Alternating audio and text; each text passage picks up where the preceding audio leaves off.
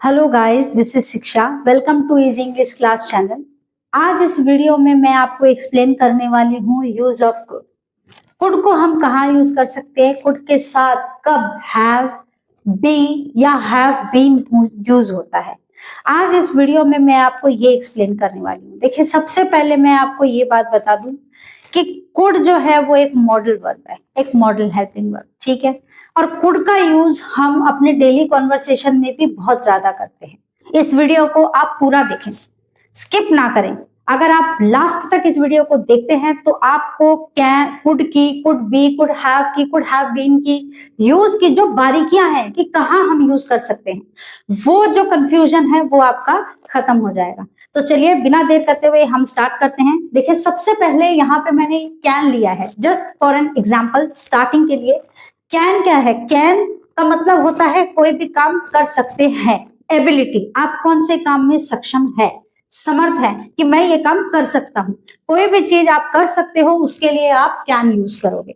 Ability in the present, present के लिए आप कैन यूज करोगे। जैसे मैं ये कहूं कि आई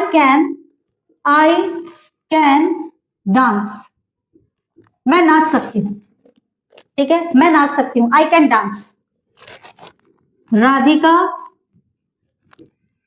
कैन सिंग, राधिका गा सकती है, ठीक है, अंडरस्टैंड। तो ये है जो आपके अंदर एबिलिटी है प्रेजेंट में, उसके लिए हम कैन यूज करेंगे। ओके, सो नेक्स्ट है, देखिए कुड।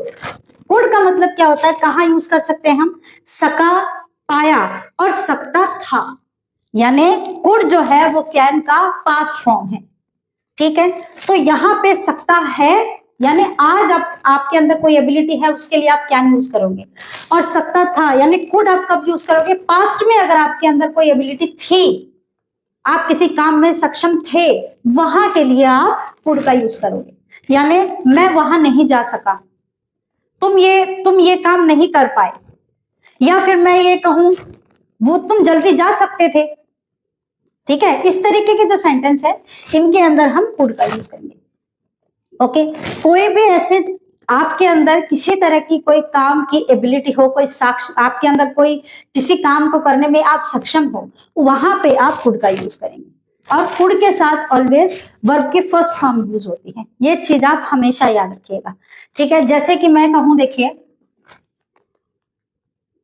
आई कैन डांस, कोई हम लेते हैं, I could dance, I could dance, मैं नाच सकती थी। ओके, या फिर इसी को हम अगर नेगेटिव में करें, अगर मैं नाच सकती थी तो मैं नहीं भी नाच सकती थी, तो इसको ही अगर हम नेगेटिव में करें तो यहां पे क्या हो जाएगा? I could not dance, I could not dance. इसी सेंटेंस को अगर हम इंटरोगेटिव में करते हैं तो कुड पहले आ जाएगा, ये बाद में आ जाएगा। कुड आई डांस, क्या मैं नाच सकती थी, ठीक है। ऐसे सेंटेंसेस में आप क्या यूज करेंगे? कुड।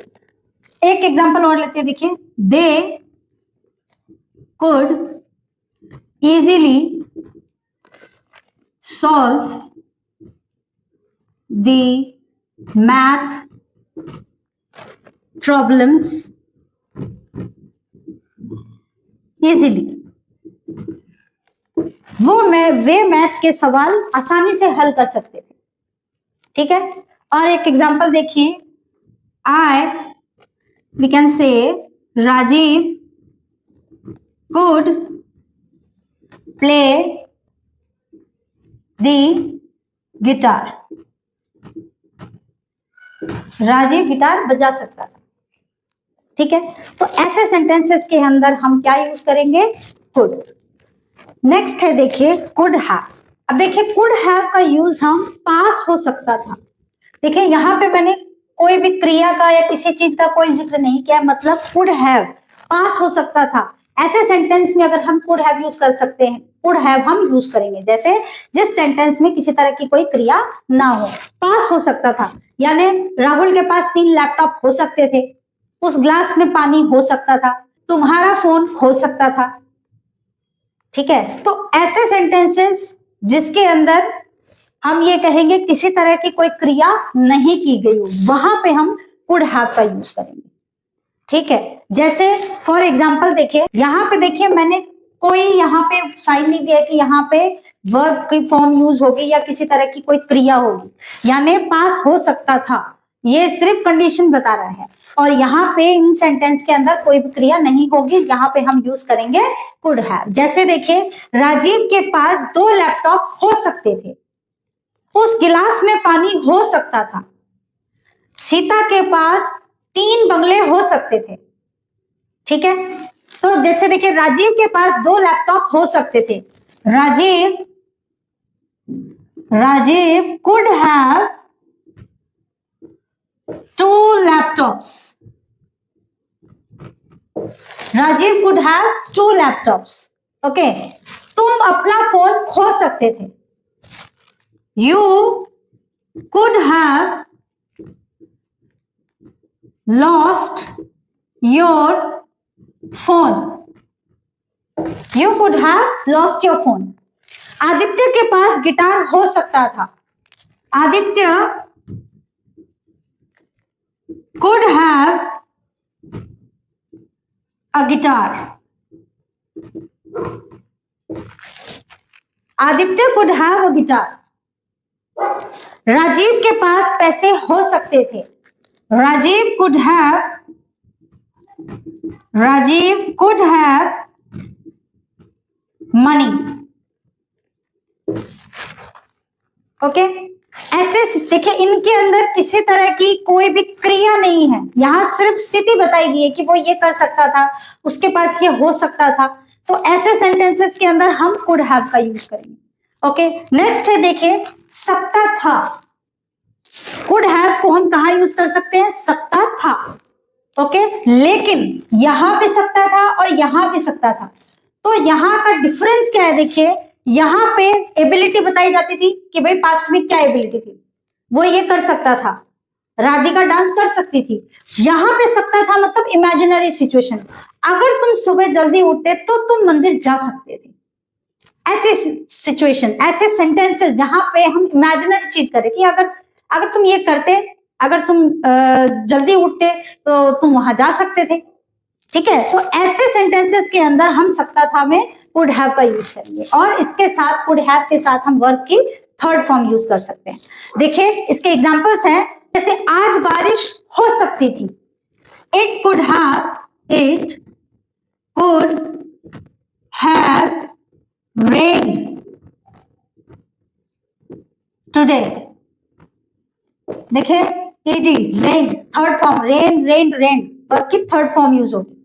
अर्नव गिटार बजा सकता था, तो Arnav could have played guitar. Played यानी थर्ड फॉर्म यूज करेंगे हम, प्लेड। मैं अच्छा खाना बना सकती थी, I could have cooked well। ed cook third form। Okay, I could have cooked well। Gaurav cricket खेल सकता था, यानी गौरव could have played cricket। Okay, तो इन सेंटेंसेस के अंदर हम कुड हैव का यूज करेंगे, और ऐसे सेंटेंसेस जिनमें क्रिया हो रही है, जिन सेंटेंसेस में क्रिया का जिक्र है, खाना बना सकती थी, गिटार बजा सकते थे, बारिश हो रही थी या बारिश हो सकती थी, क्रिकेट खेल सकते थे। नेक्स्ट है देखिए, कुड बी। देखिए, ये एक फैक्ट है कि कुड के साथ हम बी यूज करेंगे और कुड हैव के साथ हम बीन यूज करेंगे। ओके, इट्स अ रूल कि कुड के साथ हम बी यूज करते हैं और कुड हैव के साथ हम बीन यूज करते हैं। तो देखिए, यहाँ पे सबसे पहले हम यूज करेंगे कुड बी को, बताएंगे मैं।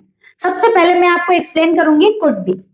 कुड बी का मतलब हो सकता था, राहुल को काम हो सकता था, वो सुबह जल्दी जा सकता था, वो कॉलेज से जल्दी आ सकता था, उसके पास बंगले हो सकते थे। ठीक है, ऐसे सिचुएशन में हम, ऐसे सेंटेंसेस में हम कुड बी का यूज करेंगे। जैसे देखिए, फॉर एग्जाम्पल, एग्जाम्पल है, देखिए, वे कॉलेज में हो सकते थे, ठीक है, तो इसको हम लिख सकते हैं कि they could be in the college, they could be in the college. और इस सेंटेंस को हम ऐसे भी लिख सकते हैं, they could have been in the college, they could have been in the college, वो कॉलेज में हो सकते थे। लेकिन इन सेंटेंसेस के अंदर किसी तरह की कोई क्रिया नहीं हो रही है, मतलब कुड बी और कुड हैव बीन ऐसे सेंटेंसेस में यूज हो सकते हैं जिनमें क्रिया नहीं हो रही है, और ऐसे सेंटेंसेस में भी यूज हो सकते हैं जिनमें क्रिया हो रही है। जैसे देखिए, आज छुट्टी हो सकती थी, today could be a holiday. इसको हम ऐसे भी लिख सकते हैं, इसको हम टुडे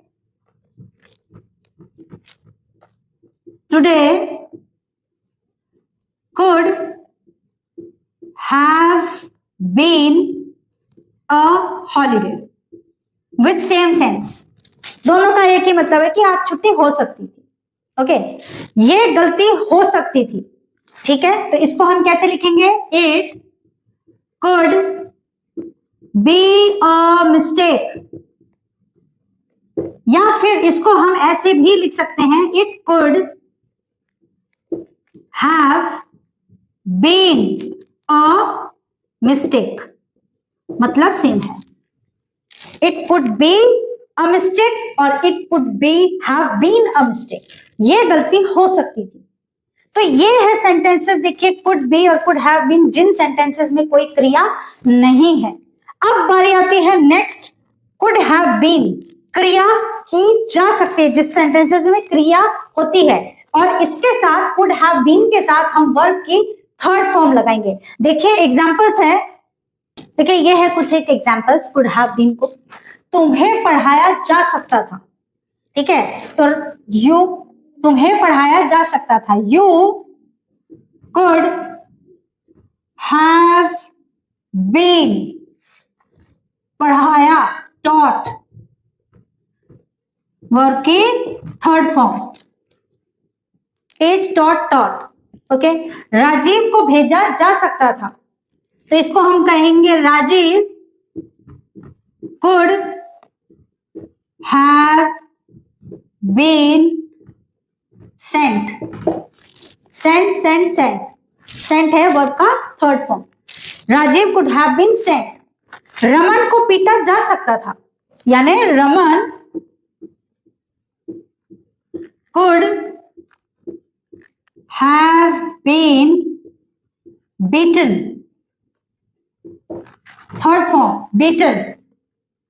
ओके, तो ये था गाइस, इस वीडियो में मैंने आपको ये बताया है कि हम कुड का यूज कहाँ कर सकते हैं, कुड के साथ हम हैव का, कुड बी का, कुड हैव बीन का यूज हम कहाँ कर सकते हैं, कि इसमें मैंने बारीक से बारीक जो कमियां हैं, जो बारीक से बारीक जो चीजें हैं जो आपको पता होनी चाहिए, वो मैंने आपको इसके अंदर बताई है। इन द फ्यूचर आपके सामने कोई भी ऐसा सेंटेंस आता है जो कुड से रिलेटेड हो, तो आपको बिल्कुल भी टाइम नहीं लगेगा उस सेंटेंस को पहचानने में। ओके, तो अगर इस चैनल पे अगर आप नए हैं तो चैनल को सब्सक्राइब करना बिल्कुल भी ना भूलिए, और उसी के साइड में बेल आइकन का बटन है, उसको दबाना बिल्कुल भी ना भूलिए, ताकि आपको नई वीडियोस की नोटिफिकेशन मिलती रहे।